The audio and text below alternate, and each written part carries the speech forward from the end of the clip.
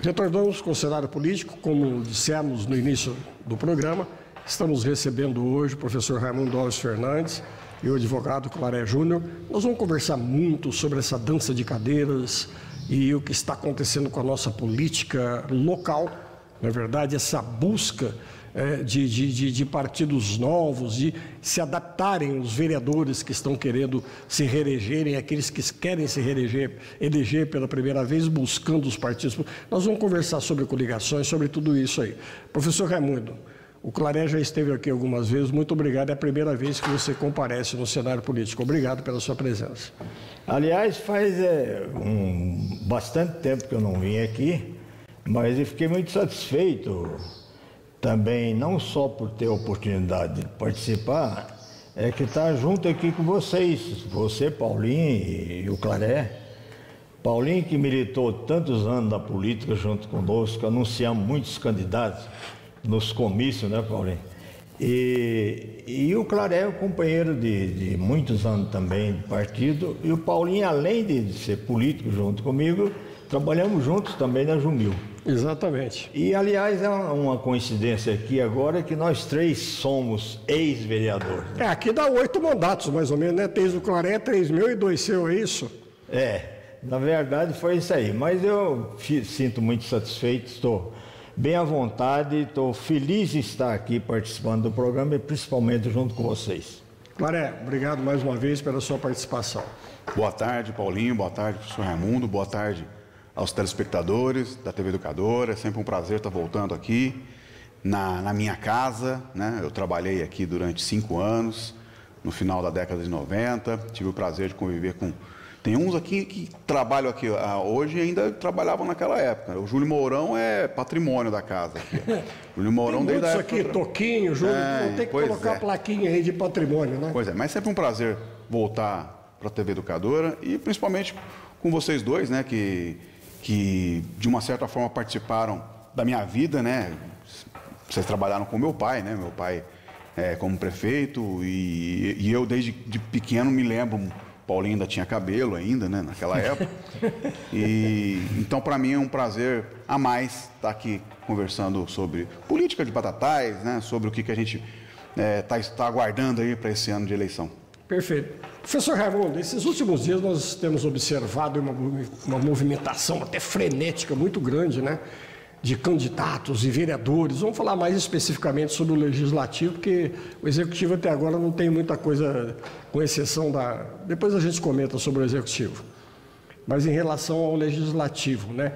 Essa busca de mudança de partidos, de filiações e tudo mais, porque a janela... ela inspira, inclusive, acho que dia 5 de abril, se não me falha a memória, se não me engano. Agora, eu te pergunto, você que é um expert, você é muito estudioso e eu sei disso. Como é que está a situação em termos de regularização dos partidos políticos de Batatais? Eles estão bonitinhos, estão tudo dentro do vidrinho ou tem muita coisa irregular ainda em termos de partido? Paulinho, a gente, baseado naquilo que a gente levanta através do Tribunal Regional Eleitoral, eu até comentei com uma pessoa sobre um partido, eu falei, não, mas ele está regularizado. Pelo que eu levantei ultimamente no tribunal, tem apenas 10 partidos regularizados em Batatais. Os outros, por volta de 8, mais ou menos, que também eram formados em Batatais, hoje estão irregulares. Quer dizer... por quê? Venceu comissão provisória, não foi nomeada outra. Alguns deles, existe 2, não vou citar aqui, cada um procura saber, mas tem 2 que estão suspensos. Quer dizer, então, na verdade, a gente não tem essa... O meu partido de origem, que é o PTB, até esses dias estive levantando lá, Claré, eu fui filiado ao PTB quando seu pai refundou o PTB em Batatais 86. Em 1988, tem 34 anos. O PTB, todo mundo conhece hoje a história que foi o PTB e a história que chegou ao final. Que eu fazia parte também. Lógico. Que, na verdade, esse PTB, não em nível nacional ou estadual, mas aqui em Batatais nem existe mais. Porque ele foi fundido com o Patriota, formando um partido PRD Partido Renovação Democrática. Por quê? Porque ele, na última eleição, ele não teve votos, então ele não atingiu as cláusulas de barreiras e não teve voto. E até posso dizer para você, não teve por quê? Porque estava sendo dirigido por Roberto Jefferson, que o pessoal sabe da história.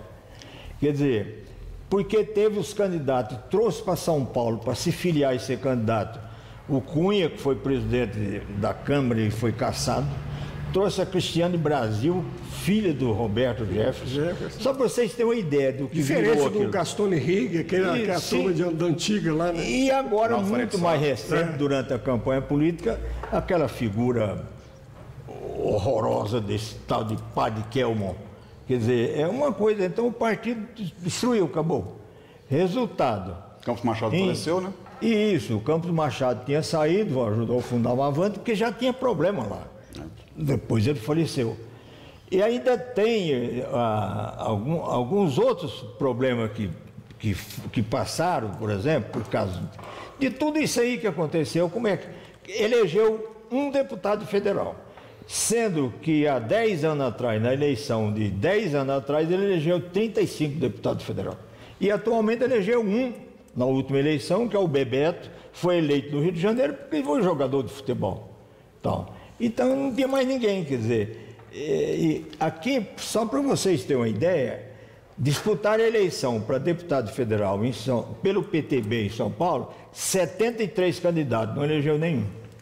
Interessante essa colocação do Raimundo, né, Clara? Ele está falando sobre partidos. Isso não aconteceu só com o PTB, você, como não. advogado, ex-vereador, com a experiência que vocês têm, você acredita que os pretensos candidatos a vereador, vamos falar da nossa cidade aqui, e até os que já são, que vão postular a reeleição, eles têm um conhecimento profundo da legislação em relação às eleições agora, de 6 de outubro? Paulinho, houve a modificação que causou maior impacto na candidatura de vereadores, principalmente, foi o fato de não se poder mais fazer as coligações. Porque o que acontecia antes nas proporcionais?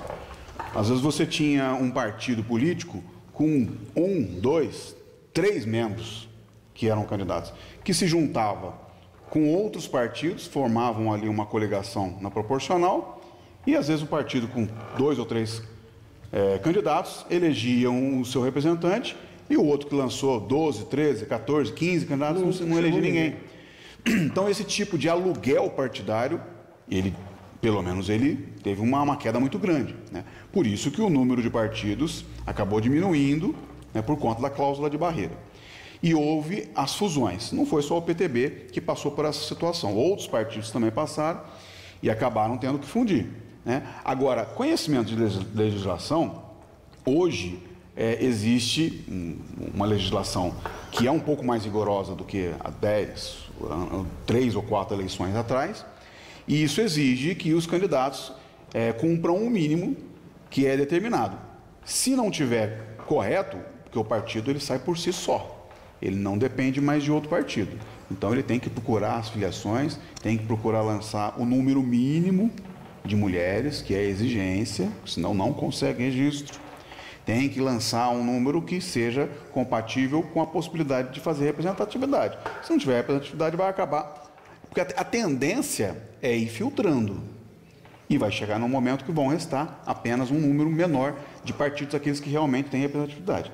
Então, acho fundamental que o partido faça esse tipo de instrução interna para os seus filiados. O pessoal ainda não detecta bem, não estudou e não tem a ampla compreensão das coligações majoritárias, proporcionais, a federação, o significado real dessas composições políticas e dessa busca frenética por partidos novos aí, porque tem mais candidatos de peso, outros menos. Raimundo, é meio complicado, tem muita gente aí que está achando que vai entrar numa coligação muito forte e que pode ficar de fora.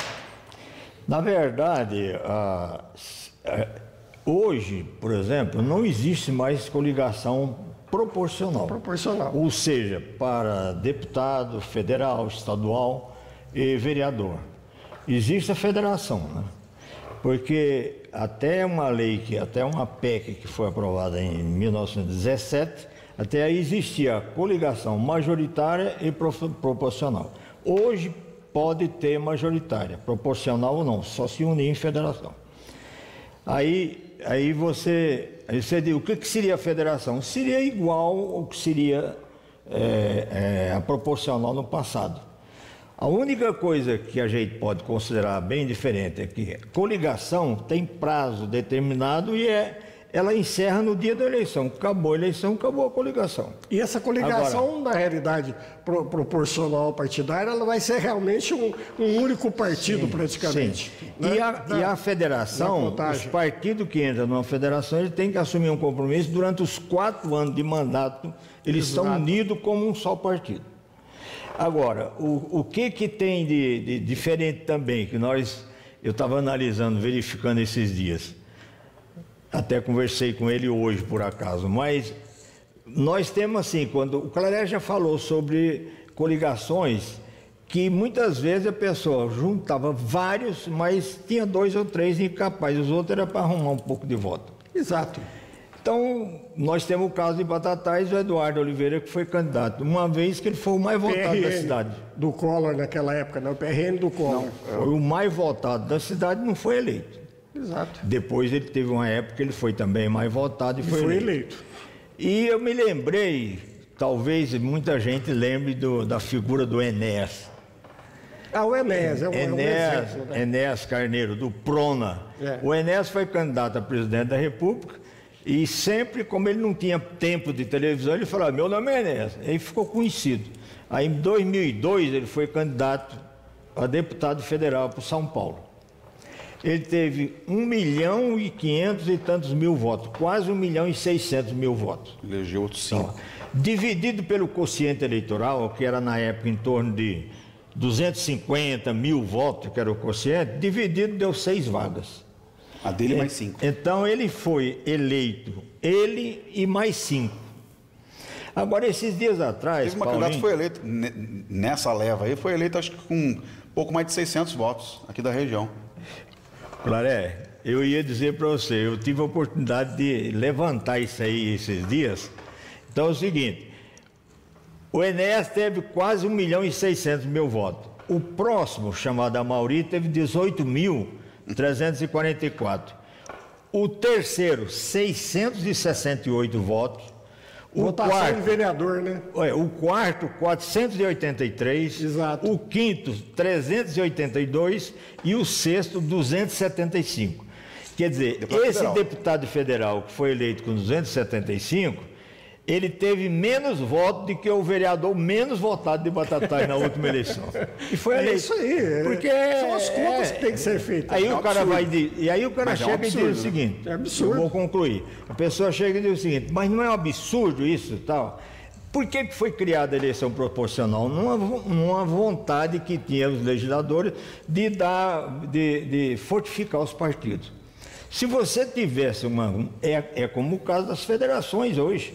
Porque se você tivesse igual aos Estados Unidos, quem é democrata é democrata. Lá hoje a eleição no Congresso lá dos Estados Unidos é decidida por um voto. Porque tem um partido que tem um voto a mais. Tudo que ele apresentar, todos votam e todos os outros, porque eles votam no partido. Claré, é a tal história, né? É esse tipo, por isso que eles não querem lá, na cúpula lá do país, né? O voto distrital, para eles não tem o menor interesse. Distrital misto, né? Seria o mais justo, né? Exatamente. Que seria o ideal, né, cara? Que é uma Agora, briga você antiga. como advogado, ex-vereador, e você não acha que os nossos vereadores, vamos falar aqui sobre o interior aqui, mais especificamente aqui da nossa região, que a gente convive mais e conhece mais. Você não acha que os vereadores carecem de uma assistência jurídica, desde a proposta da candidatura até o exercício do cargo, principalmente sobre legislação eleitoral e até mesmo constitucional, Claré? Sim, é óbvio que sim, Paulinho, mas não é obrigatório. A legislação a exigência é que não seja analfabeto e que seja brasileiro nato. Eu digo assim, iniciativa deles próprios, quando do cargo, né? Ou até para se candidatarem. Isso é lógico. Porque eu acho que o mínimo que um indivíduo se propõe é muito grande, entrar, ele deveria procurar uma assistência jurídica, sim, você não concorda? A responsabilidade é muito grande. Eu acho assim, hoje, a Câmara Municipal, ela é, do mandato atual, ela é a Câmara Municipal mais inclusiva que nós já tivemos no município. Nós temos a Câmara com o maior número de mulheres, com o maior número de representatividade racial, né? Nós temos, inclusive, uma vereadora trans, né? Que demonstra que é um eleitorado que vem crescendo, né? Então, nós temos pessoas evangélicos, católicos, de outras religiões, de outros credos. Então, é uma Câmara bem plural, né? Agora, com relação à assistência jurídica, vai aqui uma questão que é levantada há muito tempo, que é a parte do assessoramento do vereador. Né? Eu sei que é um assunto, né, que ninguém gosta de tocar, porque vai se falar que está criando cargo, né? Mas é uma questão de você poder atender melhor a população e desempenhar um trabalho com mais isenção e com menos, vamos dizer assim, poder focar mais naquilo que o vereador tem que fazer, que é legislar, né? O vereador não é assistente social, o vereador não é mestre de obras, o vereador é legislador. Ele tem que tratar das leis do município e buscar melhorias para o município fora da cidade, através de um deputado, através de um senador, no governo do estado, em secretarias. Para ele focar, ele precisa de ter uma infraestrutura, até para poder ouvir bem a população, né? Então, nessa questão, eu acho que o Batatais ainda está engatinhando. Eu acho que tem que melhorar na questão de infraestrutura que é dado pro vereador, né? Já cabe, Batatais já comporta, uma cidade de médio porte considerada, né? Mas é lógico, se o candidato tiver interesse, eu acho que quanto mais ele buscar se inteirar da legislação, né, principalmente da legislação local, ele vai desempenhar um trabalho melhor. Mas nós ainda temos aquela, né, parcela da população que simplesmente não olha essa questão. Simplesmente vota porque o sujeito é simpático. Ou porque ele visita a casa dele. Não existe isso, gente. Não adianta a gente falar que não. Dá para vocês fazerem ambos um exercício aí, em relação à última votação que nós tivemos aqui de vereador, por exemplo, em Batatais, as composições de legenda, voto pessoal e tudo mais, e a atual composição hoje da Câmara, quem entrou, quem deixou de entrar, porque realmente existe umas injustiças muito grandes em relação a essas coligações, né, professor? Né, Claré? Na verdade, existe casos, como nós citamos aqui, caso de Enéas e tal. Na última eleição, o fato mais interessante que, para muita gente que chega e pergunta para a gente, mas o povo ficou doido, como é que pode? Nós tivemos uma candidata, a Zeni, que ela foi a 4ª mais votada entre os 15 eleitos. Aliás, entre os 15 eleitos, ela seria 4º lugar. Uhum. Quer dizer, e ela teve 563 votos. A Zeni, você fala? Quer dizer, a Zeni. E não foi eleito porque o partido dela, o republicano, tinha pouca gente candidato e teve mais 300 e poucos que ajudaram, que deu um total de 900 e poucos votos. Não atingiu o quociente eleitoral exigido mínimo. Para fazer uma, cara. Que, aliás, até eu falo para a verdade, Claré, eu acho que é imperdoável que os dirigentes partidários façam isso. Porque eles sabem, por exemplo, não, você vem para o meu partido que eu vou... Mas eles sabendo que quer criar uma votação enorme, mas também não eleger ninguém. Então a pessoa fica lá, por exemplo, e fica iludido. Por outro lado, eu vi, como você pediu para fazer alguma coisa, falar sobre a última Câmara, o partido mais votado, como é praxe em qualquer eleição, o partido que tem maior voto de legenda é sempre o partido do prefeito. Porque a pessoa vai votar lá no número do prefeito, aí ele não lembra mais nada também, ou por convicção, ou por erro mesmo, vai e põe o mesmo número. Então tem muito. O republicano foi o partido mais votado e teve ainda 500 e tantos votos de legenda. Portanto, na hora que a gente dividiu, eu vou falar o termo técnico mesmo, quociente eleitoral pelo quociente partidário, Por exemplo, nós tivemos 26 mil e tantos votos válidos, entre os votos nominais e voto de legenda. Dividido por 15 vagas, você acha o quociente eleitoral, que foi 1.748. Então, fica decidido o seguinte: o partido que não atingir isso aí, não faz ninguém, com alguma ressalva. Se ele, por exemplo, atingir 80%, e o candidato tiver tido mais de 10%, e a partir da próxima eleição é 20%, não vai ser mais 10%, ele elege. E, na verdade, o partido PP, ele teve, na primeira divisão de voto pelo quociente partidário, ele fez 3 vereadores e ficou com a sobra. O PMDB fez 2, ficou com a sobra. O PSDB fez 1, aí vários, PSDB, PL, PSL, PSB... Fizeram um só. Todos, cada um fizeram 1. Mais 2 vereadores, 2 candidatos, o Boy, que seria do PTB, e a Anabela, do PSOL, os 2 não atingiram o quociente eleitoral. O PTB teve 1.612 votos e o PSOL teve 1.440. Ora, se o quociente eleitoral é 1.700, só que os 2 ficaram na média de atingir 80%. Quase não atingiram, mas atingiram. É uma dança frenética. Então, quando você fez 3 vereadores, 2, 5, mais 6, você tinha 11 vereadores eleitos, mais os 2 que atingiram 80%. Aí ainda existia 2 vagas. Aí qual que é o critério? Aí você pega outra vez, pega o quociente partidário, não, você vai pegar outra vez a votação total do partido, dividido pelas vagas que ele conseguiu, mais 1. Então é dividido aqueles votos que ele teve por 4. A maior média que deu foi do PP, fez mais 1. A segunda melhor média foi do PSDB, que aí já tinha feito o Júlio, aí entrou a Marilda. A diferença, inclusive, né, da Federação dos Estados Unidos, né, Claré, professor Raimundo, com a do Brasil, né, porque lá também tem republicanos e democratas, mas tem uma colcha de retalho de partidos políticos espalhados, né, por todo o país. Que tem pouca representatividade. A representatividade nos Estados Unidos mesmo são os 2 partidos, né, os democratas e os republicanos. O Partido Verde tem um percentual pequeno de deputados, mas é perto dos outros 2, porque nos Estados Unidos ele é o país com o maior número de partidos no mundo. Você tem mais de 300 partidos lá. Você tem partido completamente segmentado. Você tem partido dos plantadores de pinos canadenses do sul de Ohio. É o corporativismo interesseiro. Exatamente, né? São associações. Mas que não tem representatividade. Às vezes tem vereadores, nos municípios, às vezes até tem prefeitos. Mas no Congresso Nacional e no Senado, quem manda, logicamente, é os republicanos e os democratas. Você falava até em legenda de aluguel naquele momento. Eu queria que você e o Raimundo trocassem ideia a respeito disso.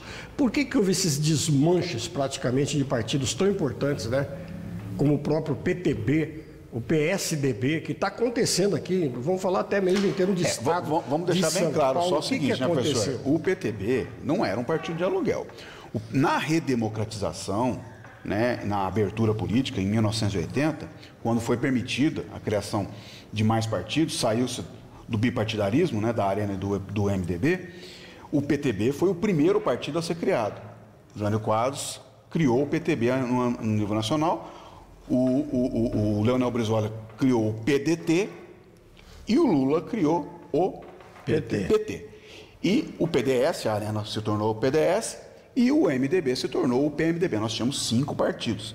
Então, o PTB nunca foi um partido de aluguel. Ele, nos últimos tempos, foi enfraquecendo, como o professor Raimundo já falou aqui, muito bem, inclusive, demonstrado.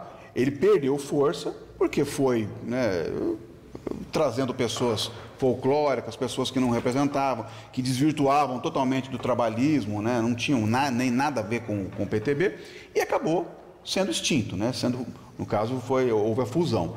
Mas o PTB, no início, era um partido forte. O PTB, né, chegou a ter candidatos fortes, né? Quem se lembra do Antônio Hermílio de Moraes, que foi candidato ao governo do Estado em 1986 e perdeu por detalhe, perdeu por culpa dele, né? Porque saiu na briga com o Maluf e perdeu na reta final para o Quércia. Mas tivemos prefeitos, né? O Francisco Rossi foi um prefeito do PTB de Osasco, em 2 oportunidades, vários outros, né? O Duarte Nogueira, que de Ribeirão era do PTB. Então, esses partidos de aluguel que surgiram depois do Código Eleitoral, lá no final da década de 90, esses sim tinham prazo de validade, porque a gente sabia que foram feitos por políticos ou por agremiações fora da política, só para eleger uma pessoa. Isso não pode mais. Vamos, Raimundo, vamos fazer um exercício aqui, estabelecer comparações de votos dos partidos, quem era campeão de votação no passado e a mudança que houve hoje, atualmente, que tinham partidos PT, tudo aqui, que já não eram mais, eram campeões lá no passado e hoje mudou muito. E a queda de votação, tanto na proporcional como na majoritária, que ocorreu nessas últimas décadas, entendeu? De 2000 a 2020. Despencou, sendo que o colégio eleitoral aumentou e a votação majoritária e proporcional caiu. Por quê? Qual é o fenômeno, afinal de contas? Aliás, o Claret explicou muito bem. O que eu poderia falar também é o seguinte: na verdade, o PTB é um partido fortíssimo. E em Batatais, muito mais forte. Batatais, nas seis últimas eleições, 4 foram ganhos pelo PTB. Não, nós fizemos 6 no... O Claré foi prefeito pelo PTB, o Zé Luiz foi 3 vezes prefeito pelo PTB e o Eduardo Oliveira foi prefeito também pelo PTB. Exatamente. Hoje ficou nessa situação porque, como eu já expliquei com as pessoas que passaram, na hora que saiu esse grupo do Campos Machado, de todo esse pessoal que estava lá, o cara que assumiu a presidência do PTB em São Paulo é o Facchiuri, que comandou aqueles foguetes lá em Brasília, em cima do tribunal, para tirar o tribunal. Exatamente. Quer dizer, não do 8 de janeiro, mas anterior, esse foguete, ele que comandou. Que veio eu fiz essa aquele Daniel Silveira, o Daniel Silveira, que defendeu o AI-5 e a fechamento do Supremo Tribunal, foi para o PTB também. A colocação que eu quis fazer, Raimundo, que é o seguinte: por exemplo, eu estou dando sugestão pelo conhecimento e vivência que eu tenho nesse sentido. Primeiro mandato meu de vereador, tinham 8 vereadores do MDB, do PMDB de Batatais. Hoje está reduzido a 2. Tá certo? Eram os campeões de voto daquela época. No primeiro mandato do Zé Luiz, eu fui o último da legenda do PTB, 6 vereadores na legenda do PTB. Sim. Hoje, esses campeões de voto do passado não são mais os campeões de voto da atualidade. Era isso aí que caiu muito a votação de legenda, principalmente de 2000 para 2020. Sim. Inclusive, Paulinho, eu tinha até uns dados aqui, até eu trouxe aqui, que eu achei interessante. É até bom, viu, Claré, para os candidatos analisarem isso. Ora, se você pega a votação nominal para o vereador, explicando para a pessoa que não entendeu, a votação nominal é aquele voto que você dá à pessoa, ao vereador. E existe o voto de legenda que você vota só no partido. A votação nominal em Batatais em 2000 foi maior do que a votação de 2020. Tá certo? Quer dizer, de 2000 para 2020, 20 anos, o número de eleitores aumentou muito. E caiu o interesse. Caiu justamente por causa disso. O voto de legenda, que é aquele que não votava em ninguém, mas votava no partido, de 2.840 em 2000, veio para 1.499. Praticamente quer dizer metade. Que a pessoa nem votou no nominal, a pessoa nem votou no... Então, é impressionante a gente ter que analisar isso aí. Quer dizer, então, o que a gente estava falando, por exemplo, que aliás serve de reflexão isso aqui para os vereadores, para os candidatos, para saber ouvir o povo, saber o que está acontecendo. E essa tal, identificação partidária era hoje, curioso, hoje nós temos 3 partidos que são considerados 3 partidos históricos, que é o MDB, que passou a ser PMDB, mas é o MDB, e voltou agora a ser MDB, que existe desde lá da década de 60, desde a época da ditadura, o PT, que continua sendo o PT, que foi fundado em 1980 pelo Lula, né? E o PSDB, que veio depois, em 1988, de uma dissidência do PMDB. Somente esses 3. Os outros todos, se você considerar o PDT também, que apareceu, então seriam 4. Os outros todos mudaram de nomenclatura ou fizeram fusão, o PFL virou outra coisa, o PDS virou outra coisa, né, nesse meio tempo. Um grande exemplo de partido de aluguel, que é de aluguel mesmo, que você sabe, é o tal do PRN, que elegeu o Collor em 89. O Collor foi governador de Alagoas pelo PMDB. Sim. E não iria conseguir ser candidato a presidente pelo PMDB, porque o PMDB ia lançar o Ulisses Guimarães e não abria mão disso. O Collor fez um partido um ano antes da eleição, PRN, só para ele concorrer, se elegeu presidente da República, não fez base partidária, PRN elegeu, parece que poucos deputados, e sofreu impeachment. Ou seja, o custo disso foi o quê? Um mandato do presidente. Que trauma que isso traz num país? Você tem um presidente eleito por um partido fantasma e depois, por falta de apoio, foi cassado. Isso é ruim para o país. Então, por isso que a legislação foi mudando aos poucos. Eu ia dizer também, o Claré e Paulinho, é o seguinte: do jeito que o PTB chegou e estava em Batatais, por exemplo, na eleição, quando o Eduardo Oliveira foi eleito prefeito, o PTB naquela eleição fez 4 vereadores ainda. Sim, 4. Na última eleição fez 1 e outra coisa, na média. Não foi direto pelo quociente. Não conseguiu o quociente. Agora, eu digo o seguinte, como o Claré citou, partidos importantes, vocês lembram, por exemplo, quem, assim, se a gente for tentar lembrar direito, o partido que mais tinha voto de legenda era o PT. Porque a pessoa que era ligada ao PT, se ele não escolhesse um candidato, mas o partido estava escolhido. Você sabe quanto foi a votação do PT na última eleição em Batatais? Em voto de legenda? 43 votos. Tá certo? Chegou a ter mais de 1.000 votos. Tinha muito mais de 1.000 votos. Claré, numa das eleições do Zé Luiz, nós do PTB, nós fizemos um vereador com o voto de legenda. Só com voto de legenda. Aliás, 14. Voto de legenda. 14. Um vereador. 1.000 e tantos votos. PTB. Eram 14. Então, o PT teve, no caso, 43 votos. E imagine, na eleição total, 302 votos. Eu tenho observado, professor Raimundo e Claré, o seguinte: a gente tem bastante vivência nesse sentido, que tanto vereadores que estão buscando a reeleição, como os pretensos novos candidatos, estão procurando se inserir em partidos aí com a guerra e polarização ideológica que aconteceu nas últimas eleições em termos de Brasil. Eu estou equivocado ou isso realmente vai ser trazido para a eleição de outubro? Não, na verdade, você não está equivocado, e aliás, não é só a eleição do vereador. O Brasil está dividido realmente, polarizado em 2 grupos, que hoje que chama direita e esquerda, e a gente sabe que é. Felizmente, eu entendo que nos municípios menores, tipo município de Batatais, isso não vale totalmente, mas em grande parte vale também. Agora, o que me preocupa também, não sou candidato a vereador, nem serei candidato, mas o que preocupa, por exemplo, é o pessoal entender que ele vai para um grupo diferente ou para um partido diferente, não é só com a vontade, com a possibilidade maior de ser eleito. Porque não é possível que a pessoa tenha uma ideologia bem própria de uma coisa e entre num grupo de partido que tem uma ideologia totalmente diferente.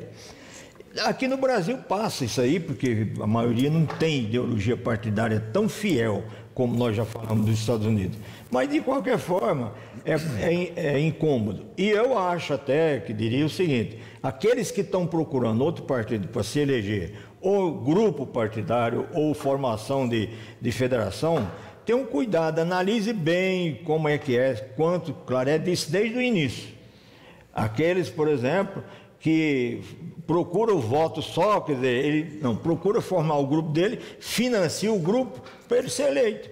Aí os outros lá ficam por lá. Então precisa ter cuidado. Claret, você corrobora com as ideias? Nós temos não só essa questão da divisão, né? Hoje o que a gente vê muito nos pré-candidatos, né? Porque hoje nós não temos candidatura ainda, nós estamos em período pré-eleitoral, né?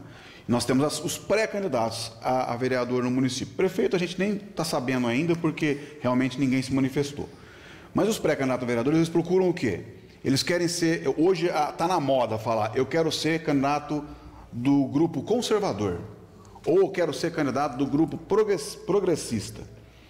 E ninguém está se lembrando que existe também um grupo de centro. E é natural que exista, né? Eu considero o MDB, que é o partido que eu estou hoje filiado, um partido de centro. E tanto é que é o partido mais antigo do país.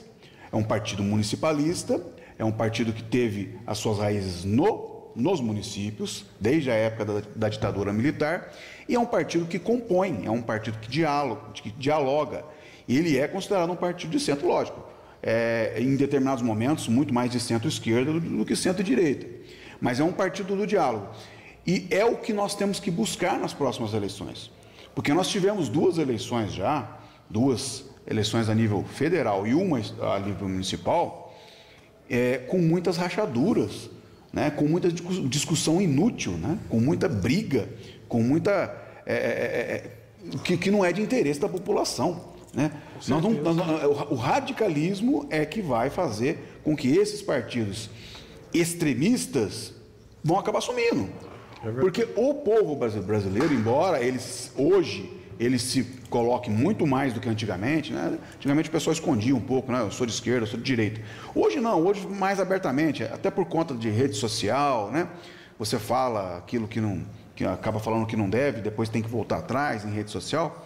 Mas hoje você tem essa maior definição, mas o que a gente percebe depois dessas últimas eleições é que o eleitor vai buscar um candidato que seja um candidato de consenso, de diálogo, que dialogue com esquerda, com direita, mas que não seja radical.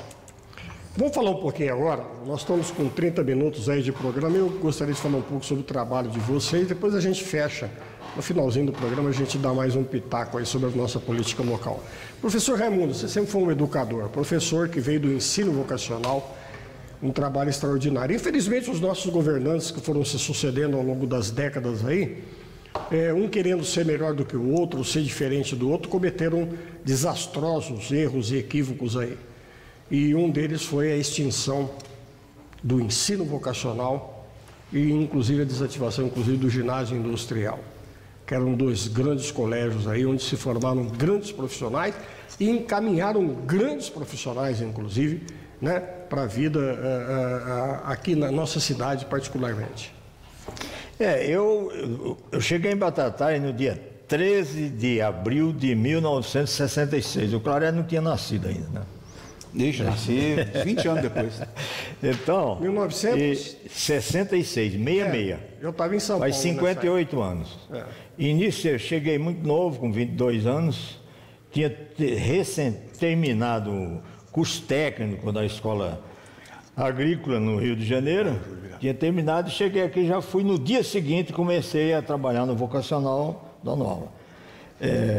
Trabalhei no vocacional durante algum tempo, fui diretor do ginásio de Santo Antônio da Alegria, fui trabalhar na Jumil, depois da Jumil eu fui para Jato, nesse período fui vereador aqui também, fui diretor da FEBEM, fui diretor do CAIC e tal. Eu tinha até esquecido que você foi diretor da FEBEM também. Fui diretor da FEBEM, fui diretor do CAIC, mas em tudo isso tem uma parte que me lembra mais, não só por ter sido o meu início, mas eu participei de uma experiência vocacional, uma experiência pedagógica que eu considero, no meu ponto de vista, a maior experiência pedagógica já feita no Brasil. De lá para cá nunca mais foi feito isso.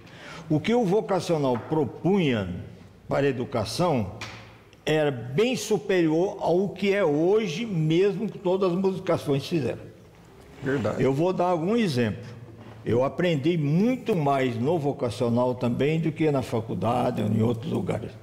Que, aliás, a faculdade eu fiz aqui, depois que eu vim para Batatais, fiz em Ribeirão Preto, curso de pedagogia. Quer dizer, mas o vocacional, ele propunha alguma coisa, esses dias eu estava comentando com os amigos. Enquanto a educação tradicional se preocupava, preocupa conteúdo. O grande professor é aquele que dá todo o livro, conteúdo enorme e tal. O vocacional era diferente, você tinha um objetivo. Agora, do objetivo você falava, o que eu quero disso aqui, esse ano? Isso. Como é que eu vou fazer? É as técnicas. E aí qual que é o conteúdo que eu vou usar para atingir isso aí? Era um princípio dessa maneira. Por exemplo, nós trabalhávamos com o que nós chamávamos de unidades pedagógicas. Na unidade pedagógica, que era? Primeiro ano, estudava a cidade de Batatais. Segundo ano, o estado de São Paulo. Terceiro ano, o Brasil. Quarto ano, alguma coisa em termos mundiais. Isso era o tipo de coisa. Então, por exemplo, para nós, no vocacional, daquilo que a gente entendia, conhecer, por exemplo, o córrego do Capão ou o córrego das Araras era mais importante do que saber que existia o Nilo no Egito, o Tâmisa na Inglaterra, o Mississippi, porque o cara não tem ideia do que é, ele tem que ver, tem que saber o que é. A preparação da vida prática, né, Raimundo? Por exemplo, nós comentávamos até contigo aí sobre, eu sou da primeira turma do Ginásio Industrial de Batatais, e as duas fontes de emprego que tinha, inclusive naquela época, era a Escola de Comércio, que é a Associação Batatais de Ensino, fundada pelo Dr. Eletro Bonini, e o ginásio industrial, que eram as fontes onde eles iam buscar os alunos para trabalharem como torneiros e contabilistas, que hoje são grandes profissionais, inclusive da área em Batatais. Nós tínhamos, por exemplo, o Clareco, na casa, vamos dizer, na primeira série, estudando Batatais, nós fazíamos um estudo que a gente chamava estudo do meio. Então nós íamos visitar a prefeitura, a Câmara Municipal, o fórum, junto com os alunos, a estação de tratamento, na época que foi feito, quer dizer, o comércio, você tinha que aprender a ver as coisas de Batatais. Então você analisava tudo isso aí. O professor, nós íamos fazer um acampamento para os alunos entenderem como é que era a floresta, como era que era a vida. O professor de estudos sociais dava uma aula de geografia lá na roça. Ele dizia, olha, vocês viram no livro o que é a vegetação forte, a floresta, é aquilo lá, você está vendo aqui, é isso. O relevo do coisa, olha, você vê o que abaixa um pouco, aqui sobe, a vegetação própria de capim, de tudo, ele via tudo. Aí dizia o seguinte, aqui tem uma cultura de café. Aí eu trabalhava na área agrícola, eu ia explicar para eles o que era o café, como é que era. Quer dizer, às vezes aqui você tem uma pessoa já com certa idade, nunca viu um pé de café. Quer dizer, certeza. Então era feito desse jeito, fazia o estudo, vou já concluir, fazia o estudo do meio. O estudo do meio, na segunda série, era o estudo do estado de São Paulo, então você ia a São Paulo. Eu me recordo, depois eu digo o nome da vida da pessoa, porque não é nada ofensivo, eu falo o nome. Nós estávamos com um grupo de alunos visitando São Paulo, uma série de coisas, e fomos visitar o Ipiranga. Ver um dia inteiro lá, vendo o Museu do Ipiranga, vendo a história e tal. Aí fomos visitar a Casa do Grito, onde está a casa feita ao lado, onde foi proclamada a independência, no rio Ipiranga. E ali é o início do Ipiranga, que não é um grande rio, nem em lugar nenhum, mesmo assim, ali é o início. Aí, quando o professor de Estudos Sociais falou assim, gente, olha, aqui é a Casa do Grito, aqui é o rio Ipiranga, aqui foi proclamada a independência. Aí o aluno disse, mas é esse corguinho? É um corguinho esse corguinho? Mesmo, né? Quer dizer, porque ele era tão importante, ele é tão importante, era tão importante que devia ser muito maior do que isso. A denominação dele em São Paulo é Córrego do Ipiranga. Mas na época era o riacho, né? Na época era o riacho. Só que esses alunos que viram, fazem parte de uma minoria de Batatais que conhece o Corguinho, que a maioria acha que é um rio grande. Eu vou falar quem que é a pessoa, porque eu falo com ele até hoje. Foi o Afonso Gaspar Gomes, quer dizer, que estava ao lado do Armando Nascimento, os dois juntos, e perguntaram o código. Ô Claré, vamos aproveitar esse introito do professor Raimundo aí. Eu gostaria que você falasse um pouco sobre os cursos profissionalizantes. Você está lá na sua atividade, né, como diretor de proteção social, da promoção social. E eu gostaria que você falasse dos cursos profissionalizantes e essa educação permanente também dos servidores da rede social. A secretária Fernanda Girardi, ela tem implantado essa educação permanente junto aos servidores. Foi uma determinação feita pelo nosso prefeito Juninho Gaspar, de que o servidor ele tivesse capacitação permanente durante o seu mandato, porque realmente hoje nós temos uma realidade diferenciada do que ocorria anteriormente, de forma geral no Brasil, né? O servidor ele tem que estar atualizado e pronto para prestar um serviço de melhor qualidade. Então, a educação permanente ela vem sendo colocada para os servidores desde o início da administração. Logicamente, no início nós tivemos a questão da pandemia, mas da metade para frente, o servidor ele vem tendo esses cursos, nós estamos tendo no atual momento. Nós temos uma parceria com o Senai, que nos fornece essa capacitação. E, além disso, também a nossa inclusão produtiva, que são os cursos profissionalizantes, né, que estão também em andamento permanentemente na administração. Inclusive, segunda-feira nós temos início de curso na secretaria e vamos ter outros cursos importantes. Por exemplo, nós temos o curso de cuidador de idoso, o Paulinho, que vai se iniciar em maio e que é um curso que tem uma demanda muito alta por profissionais. O perfil do município de Batatais, como do Brasil, da população, vem mudando. Nós temos um número de idosos hoje muito maior do que há alguns anos atrás. E a demanda por cuidador de idosos, ela é crescente. E esses cursos que nós teremos, inclusive de cuidador de idosos, é um curso muito importante para capacitar, porque as empresas que procuram, né, as pessoas, as famílias que procuram profissionais com capacitação. Então, são outros vários cursos que nós teremos. Basta procurar os CRAS de referência, né, os 3 CRAS que nós temos aqui em Batatais, na Vila Lopes, na Vila Cruzeiro e na Vila Lídia, Jardim Santa Luísa. E lá você pode fazer as inscrições, que já estão abertas para esses cursos. Então, é importante, tanto o servidor tendo a sua capacitação para prestar um melhor serviço para a população, que é uma exigência que a administração do prefeito Juninho fez, que é que dá condições para o servidor desempenhar seu trabalho e também dá capacitação, atualização do seu trabalho. E para a população também ter um curso profissionalizante para poder desempenhar um trabalho com decência no nosso município. Como diretor, você foi administrativo da prefeitura, se você teve como educador algumas oportunidades, e deve ter tido com certeza, de contribuir com o seu perfil de educador para com os funcionários da prefeitura, até mesmo para tanto como capacitação como para um bom relacionamento. Na verdade, quem tem oportunidade de dar aula, de trabalhar em escola e tal, conhece bem. Não existe outra atividade mais bonita e mais gratificante, do meu ponto de vista, pelo menos do que eu passei, de que o magistério. Isso grava muito. O Claré, quando era prefeito, ele ia instalar o vocacional, aliás, instalar o CAIC aqui em Batatais, e me convidou. Eu iniciei lá, por exemplo, desde a montagem da cadeira no lugar e tal, essa coisa toda, até e fui diretor durante um período.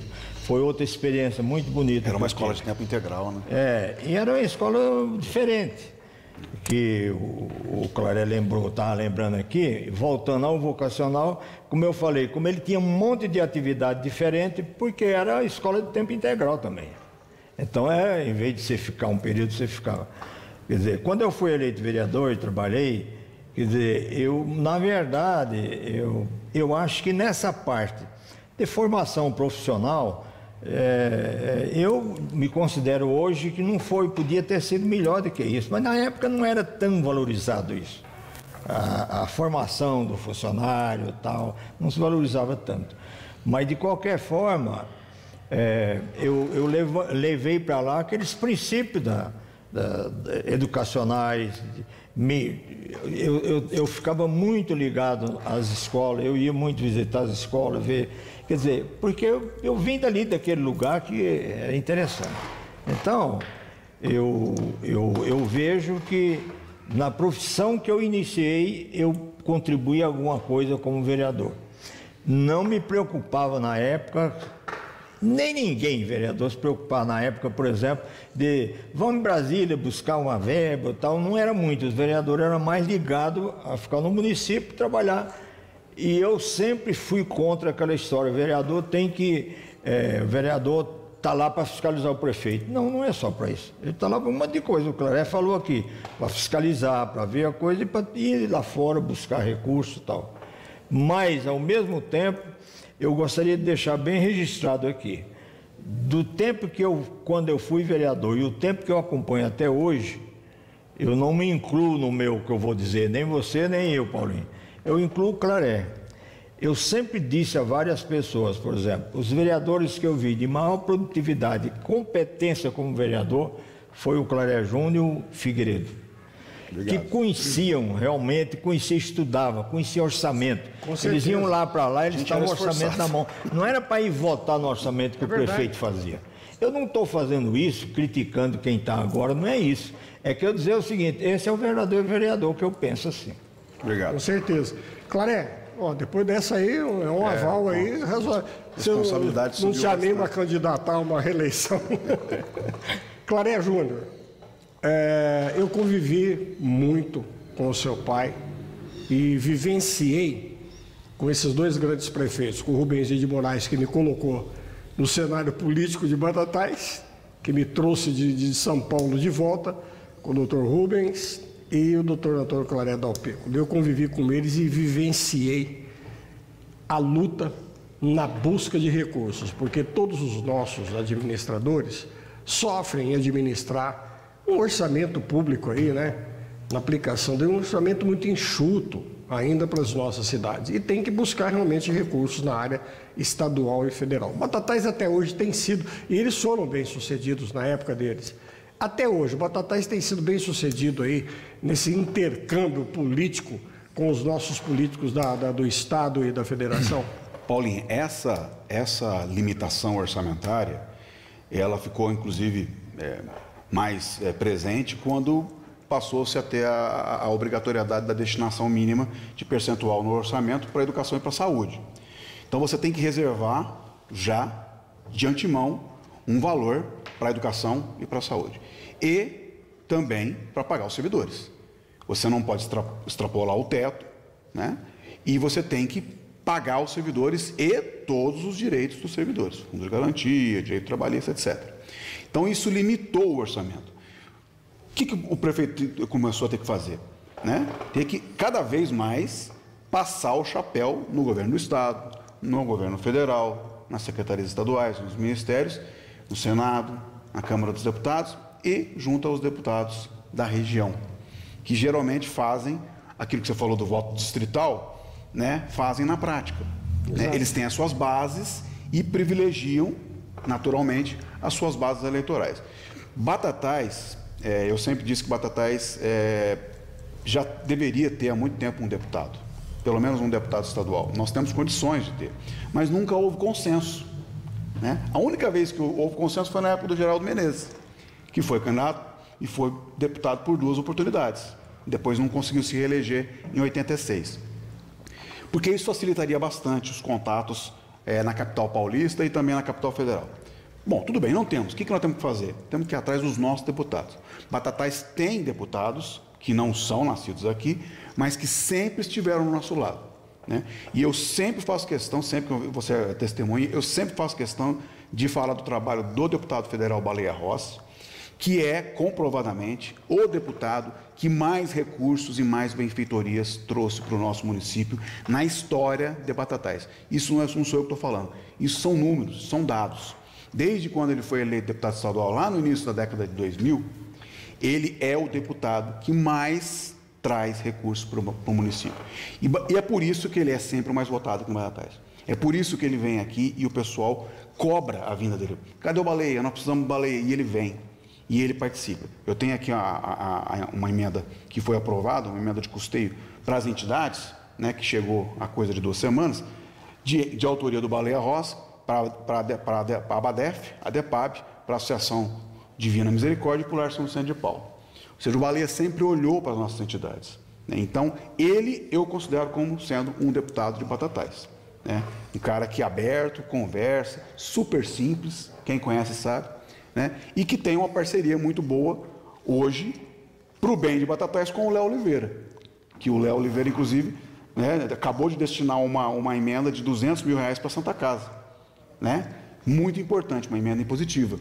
E o Léo, ele vem também fazendo esse trabalho, e que bom que tem feito, porque nós não temos nosso deputado estadual, mas temos no Léo uma pessoa que pode nos ajudar. Então, essa complementação orçamentária, a gente não consegue abrir mais mão.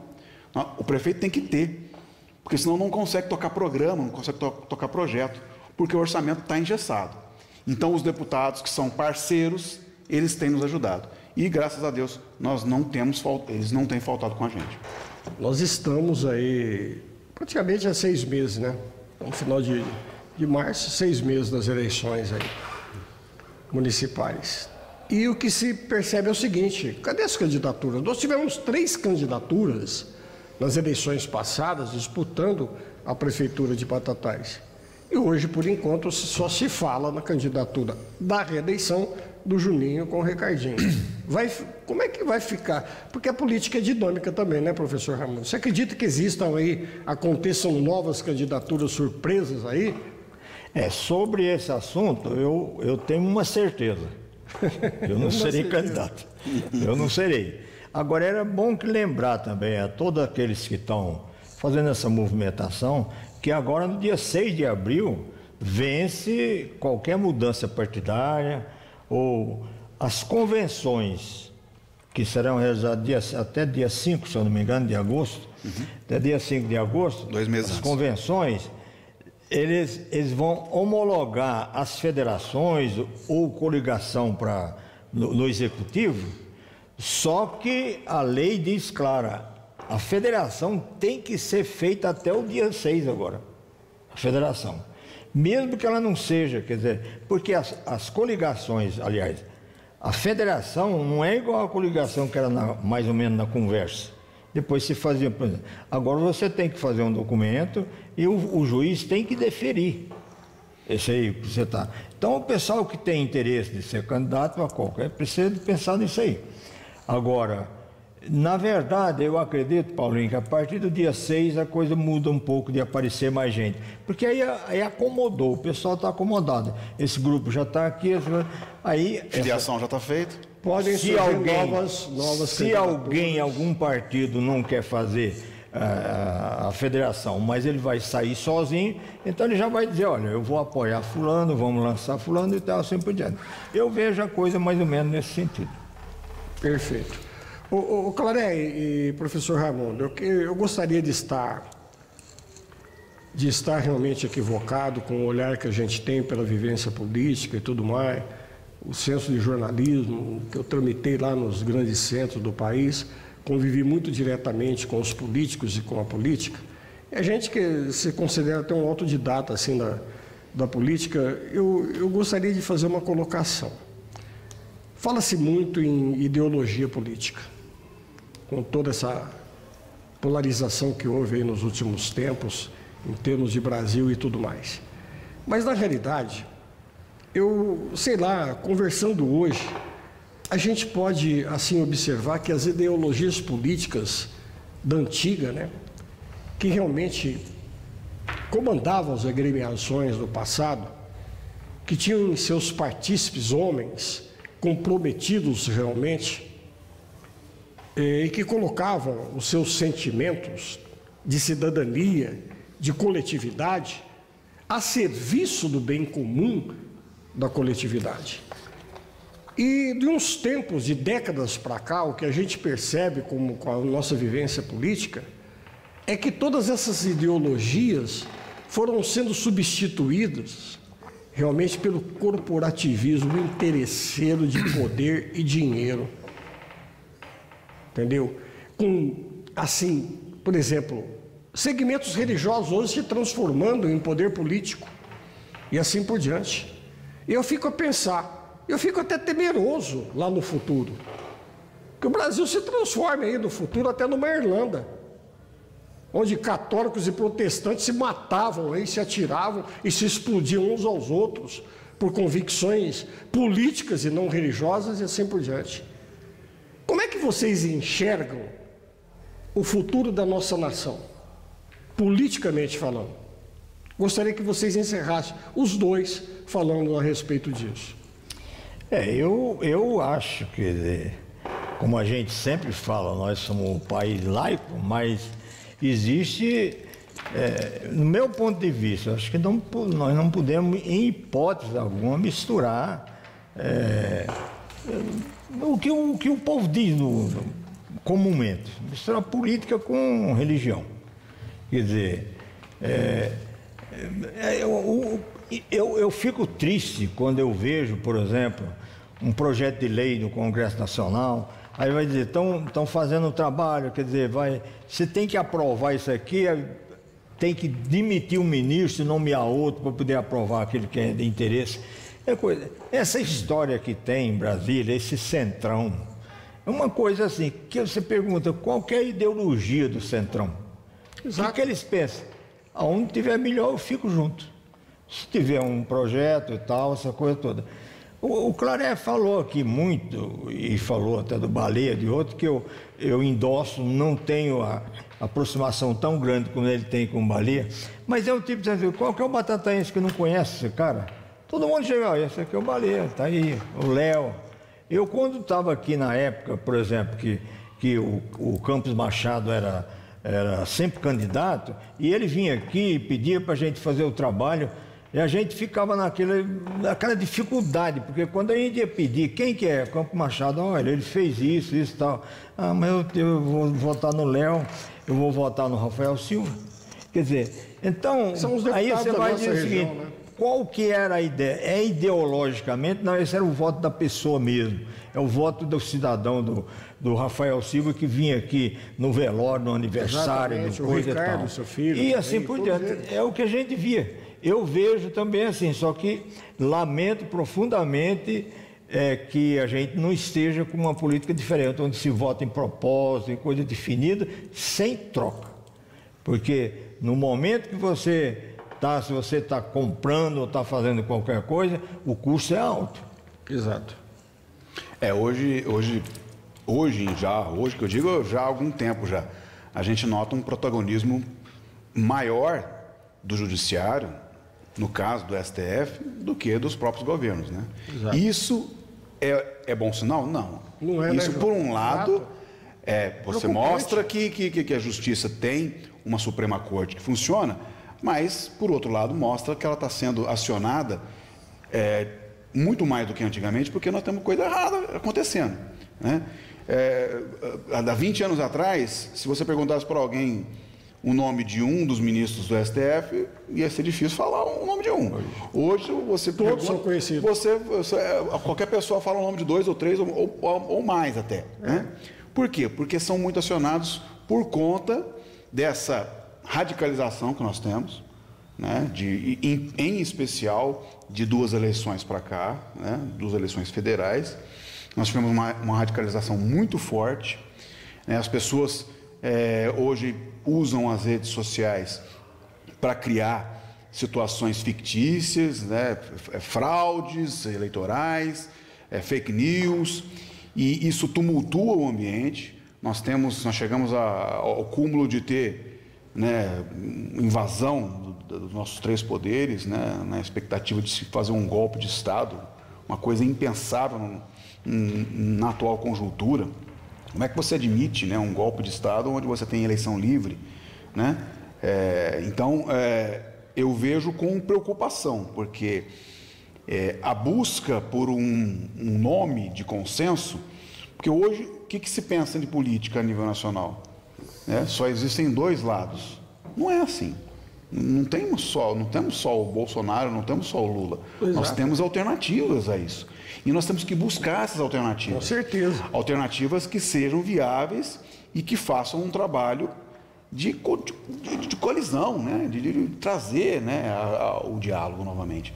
Eu tenho receio realmente do que pode acontecer em eleições futuras. Se nós já tivemos essa possibilidade da existência de um golpe, né, até de um outro golpe com um argumento de que está se precavindo a vinda de um golpe. Não sei se eu fiquei bem claro. Então, golpe dos dois lados. Então, isso causa uma instabilidade. Aí, com a instabilidade, você afasta investidor, você afasta a geração de emprego, você aumenta a criminalidade. Né? A gente está vendo aí um absurdo no Rio de Janeiro. Rio de Janeiro vivendo sob uma GLO nas áreas de porto e aeroportos já há quase 6 meses. Né? E a criminalidade crescendo. Né? E isso é reflexo dessa radicalização. Então, eu acho que o eleitor, já começando dessa eleição fuja do radicalismo. Exato. Procure as pessoas que são ponderadas e que tenham um diálogo com os dois lados. Comprometido que dialogue com a esquerda, todo, né? que dialogue com a ideologia de esquerda, com a de direita, com os evangélicos, com os católicos, com os espíritas, com os negros, com os brancos, com os pardos, né? Com os transgêneros, com todos, mas que tenha ponderação, porque o radicalismo vai fazer o nosso país andar para trás, como eu acho que andou nos últimos 4 anos. Olha, foi um prazer recebê-los aqui, professor. Muito obrigado pela sua participação. Vou convidá-los mais vezes ao longo da campanha. A gente gosta de falar, viu? Só convida que a gente gosta de falar. Muito obrigado pela sua participação no programa. Tá bom, Paulinho, eu agradeço também e dizer o seguinte, se chamar, nós estamos aqui, nós estaremos aqui. É um prazer participar, porque a gente consegue levar alguma mensagem, alguém para as pessoas. Eu acho importante, fiquei feliz em estar mais uma vez agradecer. Somos 3 ex-vereadores e temos alguma coisa no passado político dessa cidade.